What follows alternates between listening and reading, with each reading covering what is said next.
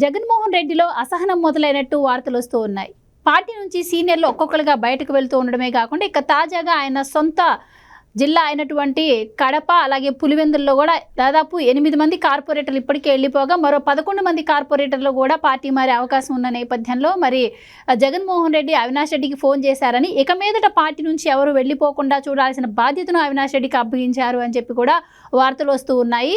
మరి ఇప్పటికే సీనియర్లు అందరూ ఈ పార్టీ నుంచి వెళ్ళిపోతున్నారు. జగన్మోహన్ రెడ్డి బంధువులు కూడా పార్టీ నుంచి వెళ్ళిపోతున్నారు. ఇప్పుడు కార్పొరేటర్ల వంతు వచ్చిన నేపథ్యంలో అసలు పార్టీ మనుగడ ఏంటి, అసలు వైఎస్ఆర్సీపీ పార్టీ నెక్స్ట్ ఎలక్షన్స్కి ఉండబోతుందా, ఇలాంటి విషయాలు తెలుసుకుందాం. మనతో పాటు ఉన్నారు సీనియర్ పొలిటికల్ అనలిస్ట్ అంకంరావు గారు. నమస్కారం సార్. నమస్తే సార్, జగన్మోహన్ రెడ్డి పార్టీ నుంచి ఒక్కొక్కరుగా బయటకు వస్తున్న పరిస్థితి మనం చూస్తున్నాం.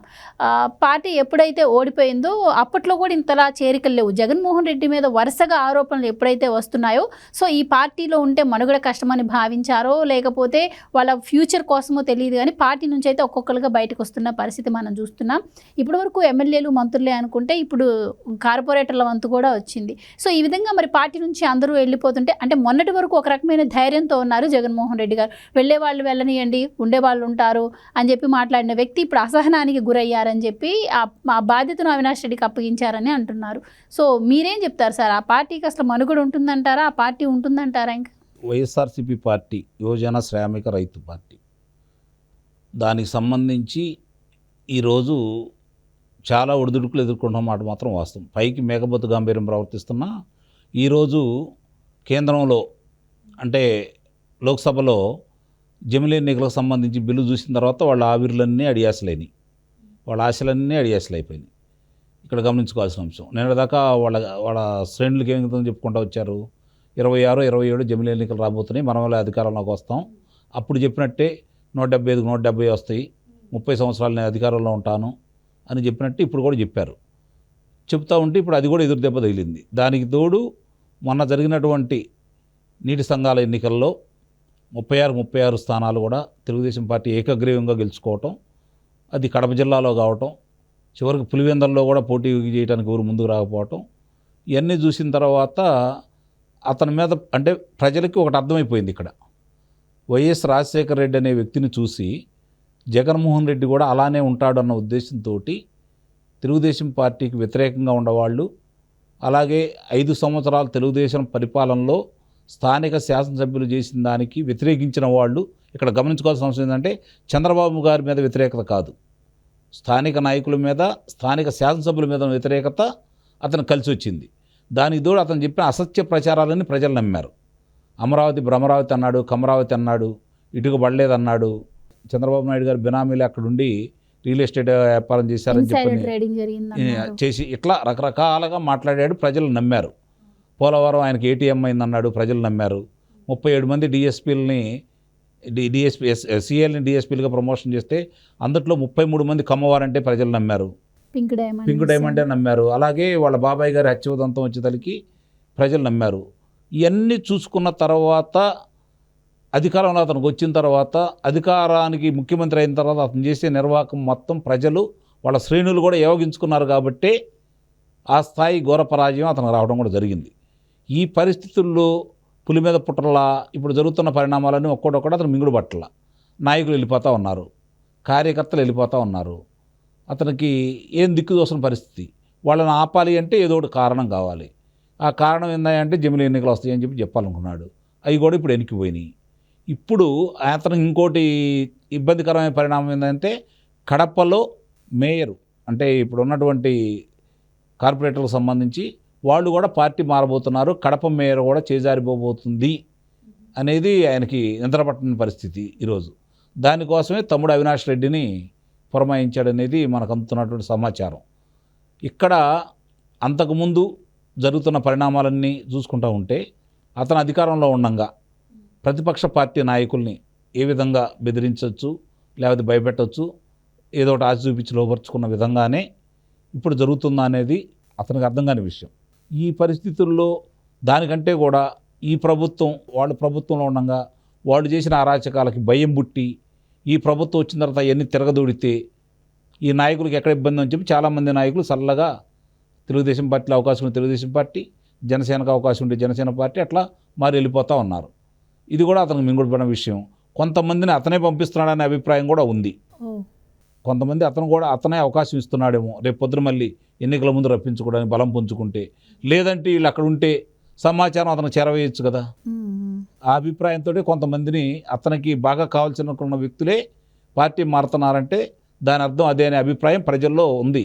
దాన్ని కూడా మనం కొట్టి పారవేయలేం. ఎందుకంటే వీళ్ళందరూ ప్రేమతో అయితే రావట్లేదు. గమనించుకోవాల్సిన అవసరం ఏంటంటే అక్కడ అధికారాన్ని అనుభవించారు వాళ్ళు. అధికారం మొత్తు అనేది వాళ్ళకి తెలుసు. ఆ మొత్తులో జోగిన వాళ్ళే వాళ్ళంతా.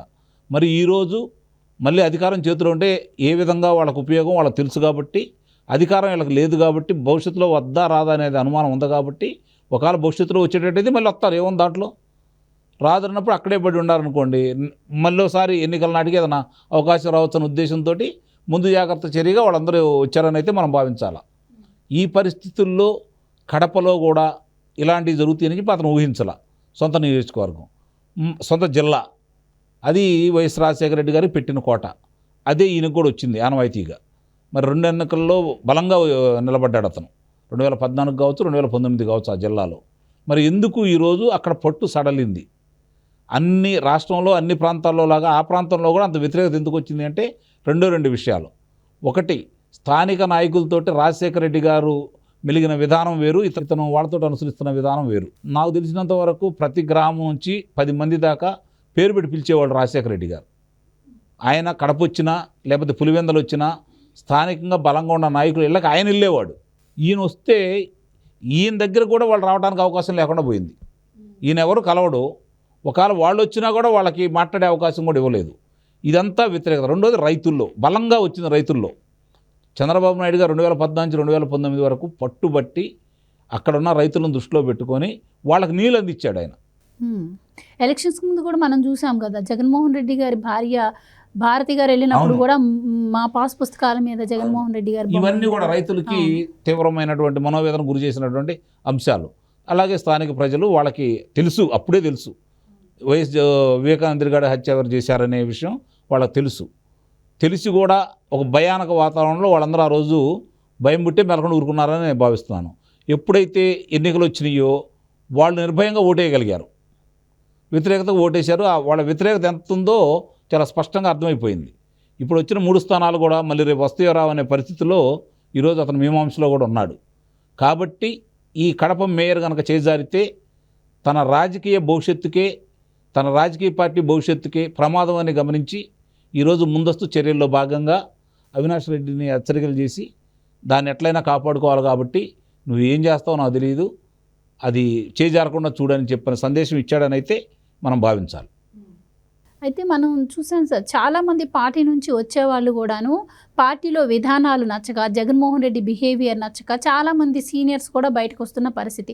ఇంకా సీనియర్స్ పరిస్థితి అలా ఉంటే ఇంకా కార్పొరేటర్లు కావచ్చు, ఈవెన్ కాంట్రాక్టర్లు కూడా ఆ బిల్లులు అందుకు ఇబ్బంది పడ్డారు అని చెప్పి మనం ఇంకా ఆ పార్టీలో చాలామంది కూడా ఎమ్మెల్సీలు కూడా బయటకు వచ్చే అవకాశం ఉంటుందని వార్తలు వస్తూ ఉన్నాయి.